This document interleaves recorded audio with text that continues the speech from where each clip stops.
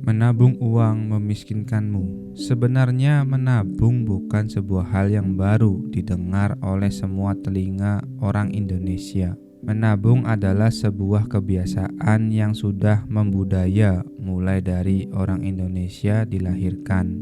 Mungkin boleh dibilang menyerupai budaya gotong royong yang mengumpulkan satu-satu hingga menjadi banyak untuk sebuah tujuan. Apakah kamu saat ini masih terbiasa hidup bergotong royong? Apakah kamu juga terbiasa dalam budaya menabung? Ya, menabung dalam kondisi normal mungkin akan tidak jauh-jauh dari menabung uang. Sedikit demi sedikit, lama-lama menjadi bukit. Begitulah jargonnya. Sebuah tindakan kecil yang menjadi kebiasaan dengan mengorbankan sebagian dari uang kamu hari ini untuk bisa mendapatkan sesuatu yang kamu inginkan di hari mendatang. Apakah kamu pernah melihat gambar ini? Ini adalah sebuah kartu hologram Dragon Ball yang cukup populer di kalangan anak sekolah saat saya kecil. Waktu saya masih kecil, saya ingin sekali membeli yang double side. Di balik sebuah kartu berhologram terdapat gambar lainnya seharga Rp10.000. Pada saat itu nilai Rp10.000 bagi seorang anak SD seperti saya sangatlah mahal. Apa yang saya lakukan? Saya mendapatkan uang jajan setiap hari sebesar Rp500. Pada masa itu, uang jajan Rp500 cukup untuk membeli minuman maupun jajanan ringan hingga bermain gamebot sewaan. Akhirnya saya berkorban sedikit dengan tidak jajan selama 20 hari. Alhasil, saya berhasil memiliki uang Rp10.000. Pengorbanan yang saya lakukan dengan menyisihkan uang dan mengumpulkannya untuk mendapatkan yang saya inginkan itulah yang dikenal dengan konsep menabung. Zaman sudah berubah, saya sendiri pun bingung, uang Rp500 bisa untuk beli apa? Mungkin permen 1 buah, seingat saya membayar cepek bisa dapat 3. Sekarang sudah tidak bisa lagi. Bila saat ini kamu sudah merasa cukup dewasa dan kebiasaan menabung sudah melekat pada diri kamu, maka saya harus ucapkan selamat, sebab artinya kamu sudah beberapa milimeter lebih dekat dari tujuan akhir hidup kamu. Hah? Lebih dekat dari tujuan akhir hidup? Cuma beberapa milimeter lebih dekat. Apa maksudnya ini? Jadi begini, ketika kamu kecil, mungkin menabung dilakukan untuk sebuah tujuan sederhana, mulai dari membeli kartu atau membeli mainan.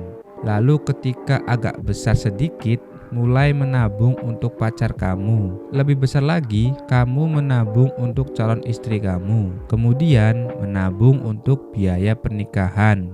Hingga untuk apapun yang kamu butuhkan dan inginkan. Maka sebenarnya intinya sama.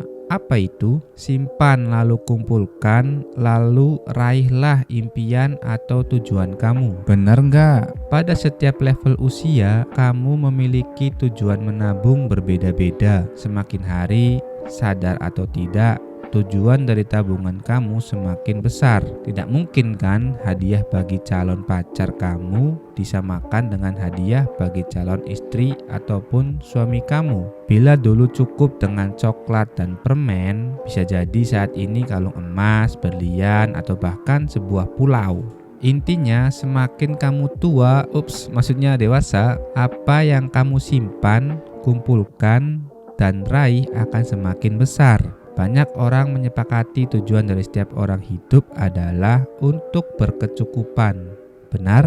Kata-kata cukup sangat terlihat sederhana, namun terasa begitu menyeramkan dijalani. Setuju nggak? Ya, ada yang bilang hidup berkecukupan itu ya cukup makan. Lagi mau makan di warteg, cukup uangnya. Pun lagi mau makan di hotel bintang 5, ya tetap cukup uangnya. Atau lagi mau liburan keluar kota, cukup uangnya. Pas mau pergi tur ke Amerika 30 hari, juga cukup uangnya. Menyeramkan bukan? Kata-kata cukup itu abstrak. Setiap orang belum tentu sama tingkat kecukupannya. Artinya, hidup ini adalah tentang bagaimana menabung untuk bisa meraih kata cukup bagi diri kamu dan keluarga kamu. Terkadang orang agak alergi dibilang mau kaya.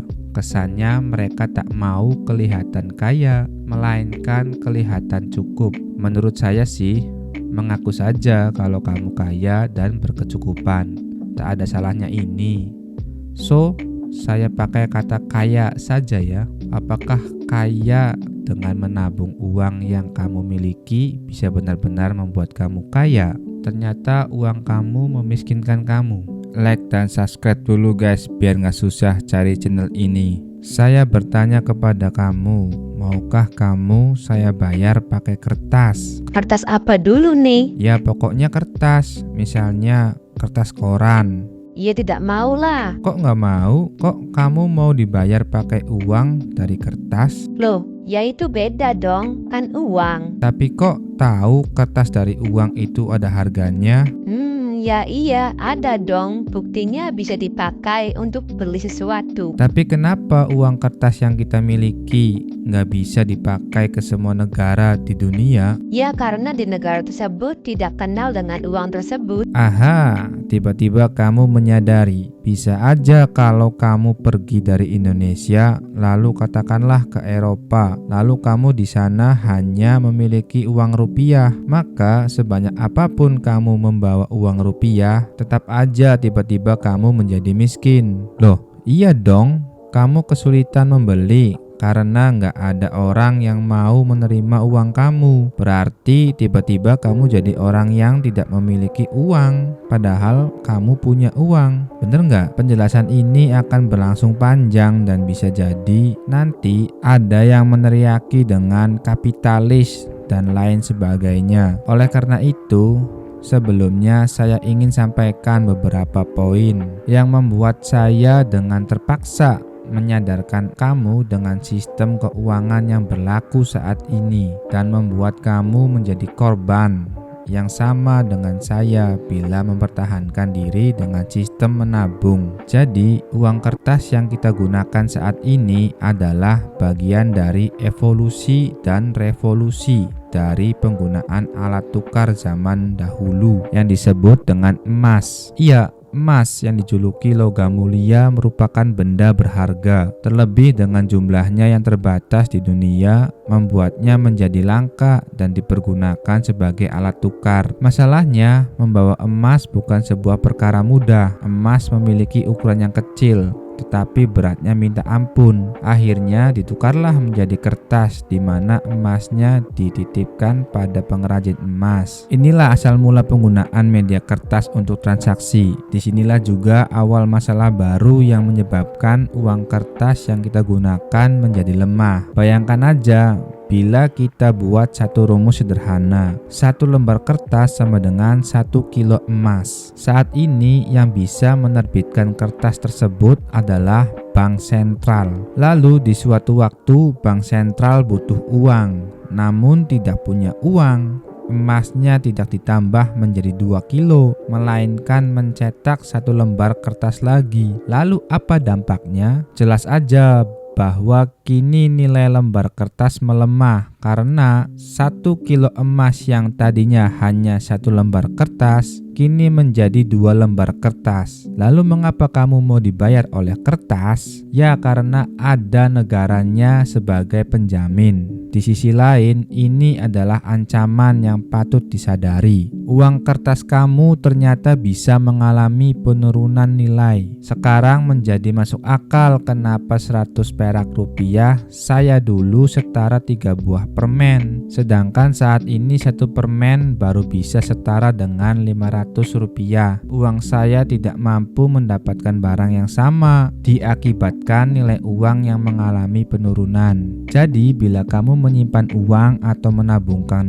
uang kamu, pertanyaannya adalah apakah uang yang kamu simpan atau tabung mampu mencapai tujuan hidup kamu lebih cepat daripada penurunan nilainya? Atau contohnya adalah Apabila kamu ingin membeli kendaraan 5 tahun ke depan seharga 120 juta rupiah dengan cara menabung 2 juta rupiah setiap bulan selama 5 tahun, mampukah kamu membeli kendaraan impian tersebut? Atau justru 5 tahun kemudian ketika uangnya terkumpul, kamu hanya mampu mendapatkan kendaraan di bawah impian kamu? Seharusnya bisa dapat merek X, malah cukupnya merek Y yang kurang keren. Atau dengan menabung 120 juta rupiah selama 5 tahun, keluaran terbaru kendaraan roda 4 impian kamu harganya telah lari menuju 180 juta rupiah, padahal kamu sudah punya uangnya di 60 bulan ke depan. Itulah yang terjadi dalam kehidupan kamu saat ini. Berbeda dengan menabung untuk 10 hari ke depan. Dalam waktu tahunan, nilai dan harga uang akan bergerak dan berubah secara cepat. Selamat kamu menjadi miskin ketika membawa uang kamu ke negara lainnya. Selamat juga kamu ternyata tidak kunjung mendapatkan impian kamu gara-gara metode menabung uang versi SD dulu. Lalu siapa dan apa yang mungkin lebih cepat? Maaf bila dari awal pembuatan video ini membuat kamu takut, tapi saya jamin bahwa ketakutan kamu justru akan menyelamatkan hidup kamu. Menakutkan atau enggak, itu hanya pengaruh pikiran kamu. Kamu takut karena mengetahui bahwa hal tersebut menakutkan, atau kamu tidak takut karena mungkin kamu tidak tahu seberapa menakutkannya hal tersebut.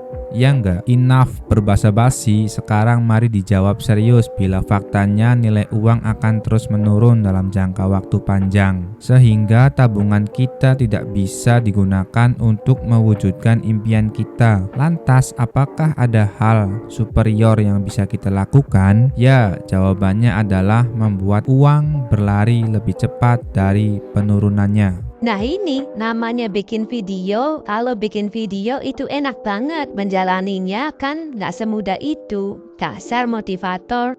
Saya bukan motivator ya. Lagi pula menurut saya kamu sebenarnya nggak terlalu butuh motivasi saya. Kamu sudah cukup termotivasi ketika menyadari bahwa strategi tabungan sudah dijamin membuat susah di masa depan. Kamu mau susah? Saya rasa nggak ada manusia di bumi ini yang pernah berencana untuk miskin, sakit-sakitan, dan bangkrut. Yang ada adalah nggak tahu bagaimana untuk menghindari kemiskinan, penyakit, dan kebangkrutan. Setuju nggak? Sebenarnya sih semua orang di dunia sudah membuat uangnya berlari lebih cepat dari penurunan. Ya, termasuk kamu saat ini sedang melakukannya. Coba dipikir, kamu bekerja apakah bukan sebuah upaya mempertahankan dan berlari lebih cepat dari penurunan nilai uang? Namun mari saya berikan contoh yang paling sederhana sehingga kamu bisa memahami apa yang saya pikirkan. Lanjut part 2 di next video.